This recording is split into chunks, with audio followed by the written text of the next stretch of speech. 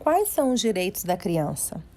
Direitos civis, direito das minorias, direito das mulheres, direito dos estudantes, são tantos que parece que não dá nem para se mover sem infringir o direito de alguém. E agora estão falando sobre os direitos das crianças. Se você está relutante em ler este capítulo, é compreensível, mas a preocupação com os direitos é um valor importante que a maioria das pessoas tem e deseja transmitir aos filhos. Se você não pensa dessa forma, basta lembrar da última vez que alguém tentou controlar a sua própria liberdade.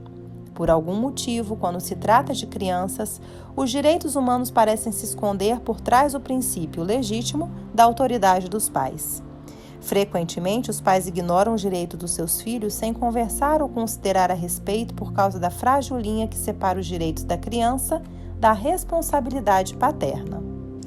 Apesar disso, muitas reações negativas, ressentimentos, atitudes rebeldes e desafiadoras dos jovens surgem da sensação de que seus direitos estão sendo violados. Observe os protestos comuns dos jovens hoje em dia. Eu tenho o direito de... Por que não posso decidir? Definir os direitos da criança dentro da família pode ser um pouco difícil, mas se o fizermos juntos, será um processo extremamente recompensador. Alguns direitos a se considerar. Primeiro, o direito a ser criança, e não um mini-adulto. A infância não se resume em matar o tempo até se tornar um adulto. Na verdade, deveríamos desejar que certas características da criança que existem em nós persistissem por toda a vida. Mas, frequentemente, os pais ficam tão preocupados em preparar os filhos para a vida adulta e o mundo real que impedem que eles aproveitem os preciosos anos da infância. O direito de ser criança, de ser exatamente como ele é agora. É essencial para o caráter. Toda criança precisa de liberdade para crescer como milagre da pessoa singular. Segundo, o direito de brincar. Brincar é mais importante do que se possa imaginar. É o trabalho da criança. O trabalho dela é engatinhar, empilhar cubos coloridos, fazer um bolo de terra molhada, esvaziar gavetas, andar de bicicleta ou jogar bola.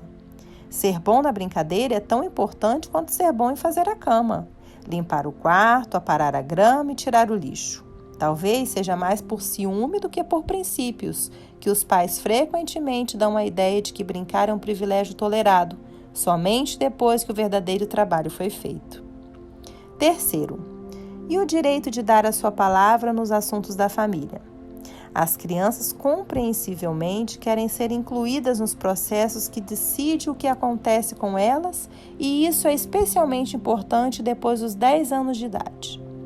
Na verdade, o direito de ser ouvido é essencial para que elas construam uma imagem saudável de si mesmas. E a participação nas decisões traz mais disposição para dividir a responsabilidade pelo resultado. Isso não significa, é claro, que os pais devam entregar a autoridade aos filhos. Permitir que os filhos assumam um papel importante no processo de decisão, mostrando-se sinceramente dispostos a ouvir as opiniões e preferências dele, leva tudo em consideração. O direito à privacidade.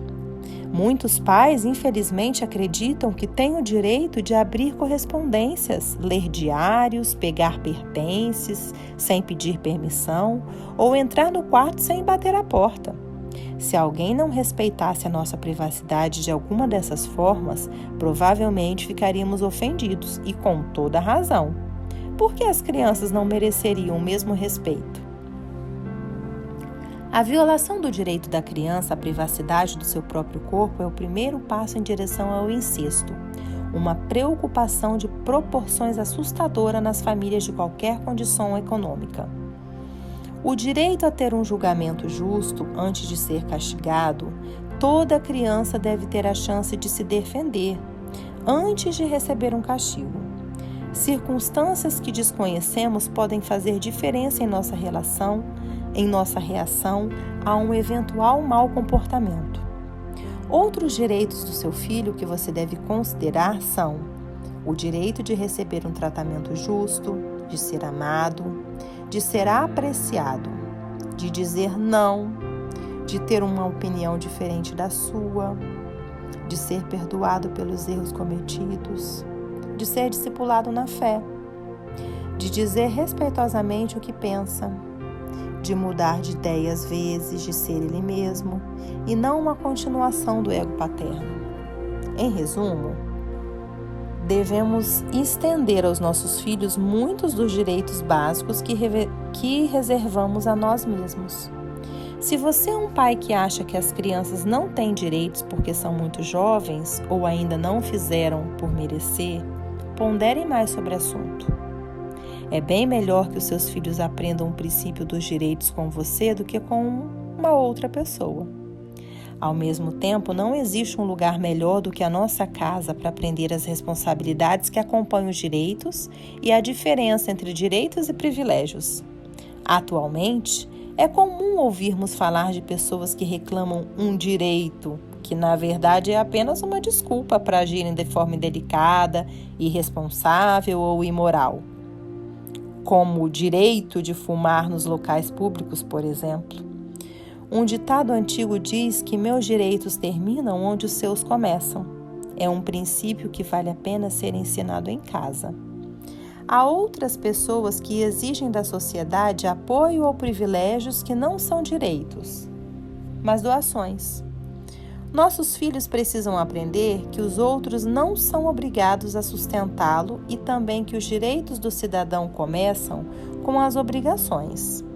Por que não fazer a primeira reunião do conselho familiar e, depois de uma boa conversa, criar uma carta dos direitos e deveres da família?